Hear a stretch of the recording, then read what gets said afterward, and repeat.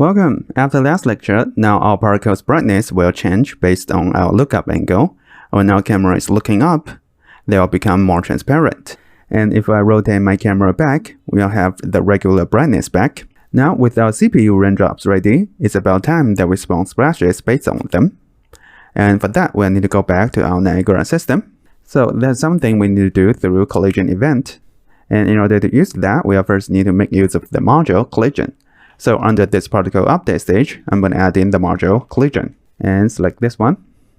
Now if I go back to my level, with collision enabled, our raindrops are bouncing. And to solve this issue, we'll need to make use of another module. So click this add button and add in the module kill particles. Then I'm going to move this module to be below this collision module. And we have one function input here. If we take this, all the particles inside of this emitter will be killed. And this function input here is a boolean. And the parameter that we can use to fill in here is from this collision module. So if I select this module and click this drop down and click this show parameter rights, scroll down and expand this drop down and keep scrolling down. So this collision module is writing to a lot of parameters. There's a special one that we can make use of to kill our particles. So it's this has collided. And if I go back to my kill particles, and inside of the search bar here, I'm going to search for has collided. Then we can fill this boolean into this input. And now if I go back to my level, that issue is gone. Then with our collision module ready, we can make use of the module generate collision event. So click this add button and type in generate and select this generate collision event.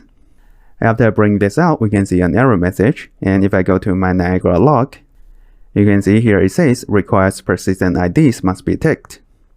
And to enable this, we'll need to go back to our properties.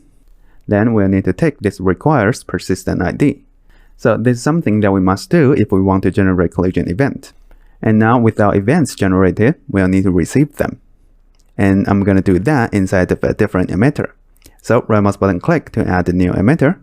Then I'm going to scroll down and I'm going to use this simple sprite burst for now.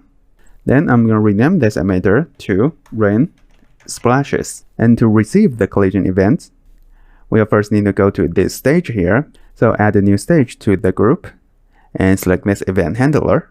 Then for this source here, we'll need to click this drop down and select our collision event. And for this execution mode here, very important, we'll need to change this from every particle to spawned particles. Otherwise, we'll have flickering issue for spawning our particles. Then for this max events per frame, this number here means how many events do we want to receive per frame. I'm going to change this value to 10. And for the spawn number here, I'm going to change this to 10 as well. So by doing this, we should be able to spawn a lot of splashes. Then we'll need to keep adding module to this event handler. So click this add button and I'm going to type in receive collision event and select this one. Then one last thing to do, inside of this emitter state, for this life cycle mode, same as our raindrops, we'll need to change this from self to system. By doing this, we'll be spawning our splashes forever in our level. And now if I go back to my viewport, this is the end result I have. So I'm spawning a lot of sprites in here. Right now they're a bit much, so I'm going to lower their scale down from 50 to 10. And we no longer need this spawn burst instantaneous because our collision event is taking over. I'm going to delete this one and go back to my level. Alright, this is the end result we have.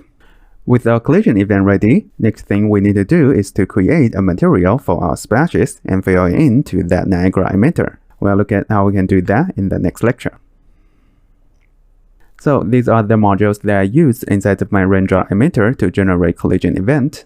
And these are the modules I used to receive the collision events. And here are my numbers for this event handler properties. Feel free to refer back to the video if you need any help. And I'll see you in the next lecture.